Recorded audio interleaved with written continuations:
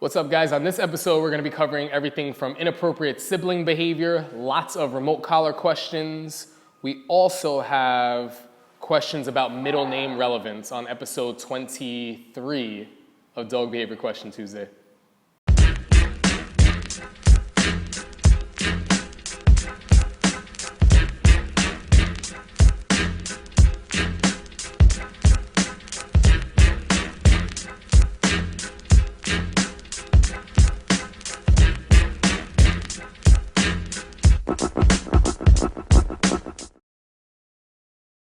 Hey guys, what's going on? This is Blake Rodriguez with Dream Come True K9, and this is episode 23 of Dog Behavior Question Tuesday. I am a little bit on the fly, so I'm going to try and answer as detailed as possible while also keeping this episode short. First question is from Boxer Bros. Hello, need a little help. We have two sibling boxers that are both males, and they will be 4 years old in a few months. We rescued 5-month-old boxer terrier mix. She will not stop jumping up and biting the older dogs.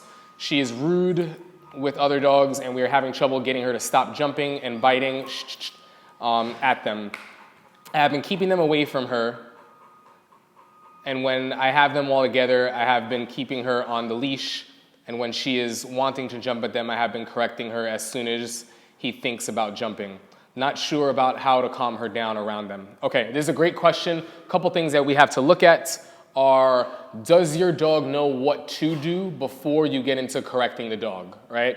Right now you have a couple dogs on the loose. There are some situations, if you're really good at things, where you can correct and say, don't do that, do whatever. But for a dog that looks like it hasn't had the structure that it needs, you'll find that you're gonna be way more successful if you spend more time showing what the dog should be doing. So the definition of a correction is fixing something that's wrong, not just necessarily stopping it, right?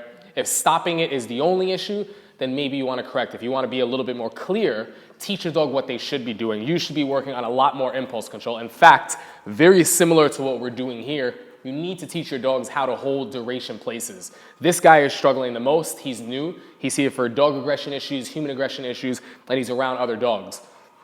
So a couple ways that you do that. You can have them learning to kind of wait for food. You can have them regularly learning around you to hold place on leash, if that's easier, where they just learn these commands. If your dog can't hold it down, teach your dog that down command. You need to be really taking your time to break this apart and dissect these things so you get to a point where your dog has the impulse control of nose, eyes, and ears so that they are even aware that they have the ability to make an alternative choice. Right now, your dog probably doesn't know that, right?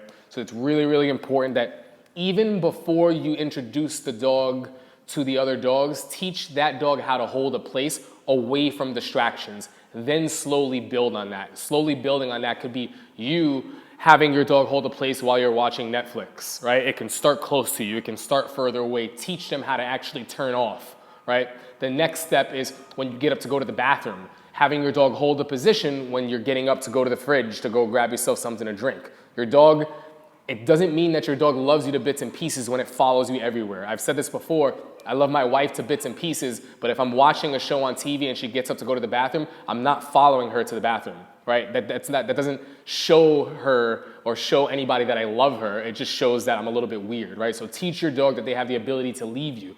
It's a very natural thing for a dog to always want to follow the pack, but in our society, we are their pack, and they can't follow us everywhere. So if we don't teach them that it's cool to be left behind, you start to develop separation anxiety issues. You start to develop impulse control issues, dogs that don't know how to turn off. You need to teach your dog how to turn off. Take your time with that, okay? Next question is going to be from Geektard. Hi again. I have a follow-up question from last week about my dog eating everything he can get outdoors, and I asked about the muzzle. You said that it was only a temporary solution, but how do I stop him from doing it without the muzzle? He doesn't do it while on leash or indoors. He will only do it when off leash in the woods. How do I prevent him then from eating everything without muzzle? Should I correct him on a higher level with a remote? Thanks for your help. Well, if he's no longer doing it on leash, that's a really good thing. He's not trying that anymore. If he's not doing it, where else did you say? Indoors, these are all good things. He's only doing it outside on the woods. So a couple of things. What is he finding in the woods, or where are your woods that he's actually getting into trouble eating things? It should be maybe like bark or something, which isn't the end of the world. If your dog is remote collar trained, absolutely correct before to interrupt, 100%. you might want to even consider having your dog on leash and walking into certain areas that are distracting, or set it up artificially where there is something that your dog would want, where you're using remotes and then leash to interrupt. When your dog makes the choice to actually respond to that, reward for that, right? Because it's the first time that your dog is doing that. Down the road, you won't have to reward for when your dog makes that choice. But if it's something that's new, let them know that that's actually what you wanted. I find that a lot of times people are spending too much time correcting, and when the dog makes the right choice, they never mark any type of indication that that's actually what they wanted instead. Your dog is going to be more successful the more information you give them. That means giving them good, giving them bad, giving them hot, giving them cold, giving them yes, giving them no. The more you tell them what to do, the less they have to figure it out for themselves, right? So make sure you're on point with making sure that everything is clear with the information you give. Be successful with using markers. We use the 3 markers, good, yes, and nope, and you'll find that your dog is going to kind of understand what it is that you're trying to tell them, right?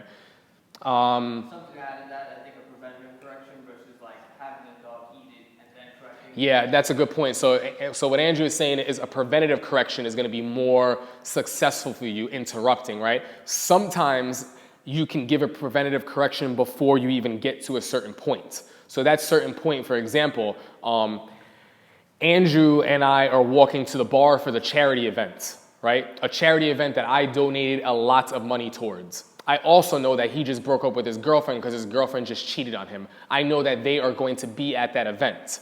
I can, on my way over there, say, Andrew, listen, this charity event I spent a lot of money putting towards. It's for the kids. I need to tell you right now that your girl, Felicia, is going to be there with that dude.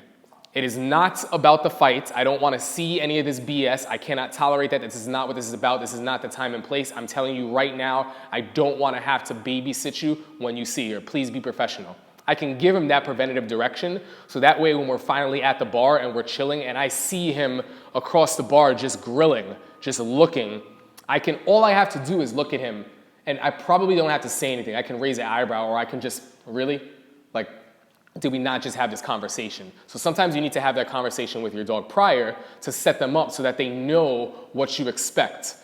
That also ties into that little scary thing that a lot of trainers don't want to talk about, which is fear. You don't want to train your dog with fear, but just like we fear making certain choices, I don't steal because I fear getting arrested. I don't speed on the highway unless I have a fast motorcycle and I know I can run from the cops because I fear getting a speeding ticket, right? I work overtime because come holidays, Christmas, I fear that I'm not going to be able to buy my wife the gift that I need, right? So fear does have a degree of motivation, and if you set yourself up for success where the dog knows that you don't want them to do that, and there is some degree of consequence, they might make another choice, and then you can reward for that choice, right? So that's a little bit of a touchy situation, and a lot of people will disagree with that, but that's basically what we are dealing with, okay? Carlo Riggi or Riggi, Blake, thanks for answering all of my questions. Well, I have some questions. One, the remote collar, you only use one level for work and another level for corrections. How do you introduce the crates in a dog? I think that's what you mean. Only used for sleeping? Okay, yeah, that is what you mean. In your opinion, why should a dog not sleep in the bed with the owners? Thanks, Blake, you're the best. Okay, I've said this before. The truth is, and trainers get mad at me for saying this, it doesn't matter whether you let your dog on the couch, on the bed, on the countertop, on furniture. It is way more difficult if you're allowing them to do those things for them to see you in a position to listen to you when you need it because they're able to do what they want when they want. If they don't have to listen to you, if they don't practice rules, if they don't practice learning that you are the answer to everything around them, that looking to you to see what time it is for direction and stuff, if they're not conditioned for that, when it comes time that you actually need them to listen to and you want them to do something, it's going to be really difficult. They're going to look at you and be like, well, you tell me what to do here, here, and here. Why do I have to listen to you all the time? But if your dog is set up with rules in the house, on the walk, in all aspects of their life, when it's time to eat and listening to you actually pays off, then there's a reason to listen to you. So the reality is my dog does jump up on the bed because my wife lets it happen. But we don't have a dog that does it on his own, and we don't have a dog that's begging or politely begging and expecting. The dog that doesn't expect, she might call him up every now and then, right? But crating provides an opportunity to work on anxiety issues. Crating provides an opportunity to monitor your dog, or better yet, crating provides an opportunity to help your dog prevent making an inappropriate choice when you're not there to supervise them. And I think that's really, really important. If you have a dog that like is making mistakes while you're not around, you want to either be there to catch it, or you want to make sure it can't happen where you're not there to correct it or give them any type of feedback, right? So it provides as that little bit of a babysitter for you. That's really, really important. Let's see where I am here. We do crate our dogs for sleeping here. My dog was crated probably until he was around 3 years old. Andrew crated his dog until how long? About like a year. About like a year, but we did it to build a habit, and the habit sticks. I don't crate my dog anymore, but his habit, it just sticks. Andrew doesn't crate Samson anymore. The habit is just there. It's just stuck, right? And the dog's not making mistakes while we're gone. So that's really, really important. As far as, where were you? With the remote collar, our levels fluctuate. So if we say working level versus correction level, it's to give us an idea. I know Timu's working level is a 6. Who knows? Let's say his correction level is a 10, is a 20, is a 50. I don't know, but it will give us an understanding of where we are more or less. But my levels fluctuate. Half the time when I'm on the remote, I'm holding a level. I might be dialing up. I might go up to pop and go back down to hold constant. You know what I mean? And because I have a good idea of where I am, I hardly ever look at the remote. I read what the dog is telling me, because by that point, the dogs know where they need to be. If the dogs don't know that, what I would be doing is I would be showing them with a leash, remote collar with a leash, so I know I can follow through. So if I'm dialing up for the first time, they know what to do. Right? That actually ties into another question here, which I know I read, but I'll get into in a little bit. Hopefully that helps though, Carlo. Iron Shamrock, thanks for all your help, Blake. Now my dog does not run and hide when we train with her e-collar. Awesome. Levels 2 to 3 inside, 4 to 6 outside. Fantastic. However, sometimes she ignores me inside on a 3, but when I bump up to a 4 to 5, she stops and inches. Oh, this ties in. So her neck, instead of following through with, all right, she stops and itches her neck instead of following through with the command.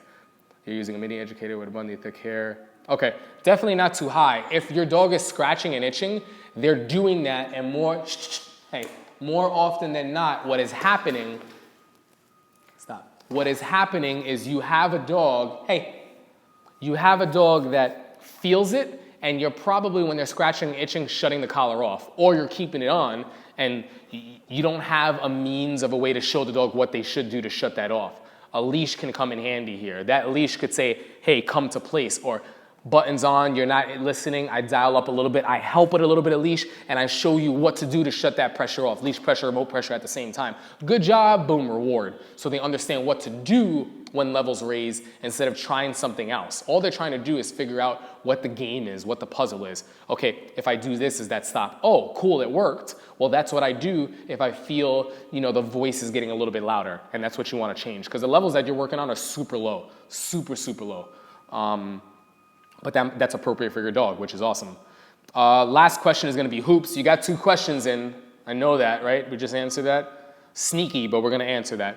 Hey, Blake, am I pushing my luck asking 2 questions in the same Q&A? Yes, you are, but it's all good. I always hear you talk about being relevant while with your dog, and I could definitely use help in that area. I work quite a bit on eye contact, but my dog does really well inside the house or outside with minimal distractions. I can get focus on me and eye contact on look command, but it seems no matter how much repetition I get in, I'm completely irrelevant when there are any type of distractions at all. What are some things I can do to increase my relevance around with distractions? Well, you need to set yourself more. If you're just using food and relying on one thing with a look and there's no way to follow through, you're kind of in trouble, because a dog basically can be put in a position where he can say, okay, I know what to do, but you're not a priority. Right now, this is a priority. And if you can't intervene and make yourself a priority, if there's no way for you to help with a leash or with something else, whatever it is, to get your dog to realize that listening to you is more important than anything else, then that's what we need to find. how can you get yourself to be in a position that when things don't work according to plan, you can actually follow through so that you do end on a good note where there's something to learn from, right? More often than not, that's the leash. Food helps, but at the same time, it can't 100% be bribery. Sometimes it has to be done. If I tell my kid you have to do your homework and he says no, I don't say, well, I'll give you $100 if you do your homework. Listen, you're doing your homework, right? And then there's a consequence. You don't want to do your homework, you're getting left back. You want to get left back and look like an idiot, where you look like a man-child, and all the kids in your grade are younger than you, then go for it, right? Or, there could be another consequence before that happens. So you don't want to jump into that right away, but you want to show the dog alternative solution and follow through. That might be softer with a leash, softer with a leash, softer with a leash. Don't let them focus on the other thing, period. And then eventually you can correct. Don't do that. You know what to do. Then the correction actually is meaningful, right? Hopefully that makes sense. Guys, sorry for the speed through. Sorry for the little bit of a cut. I had the phone call ring. I had it on silence. But that is it for episode 23. I will see you guys next week.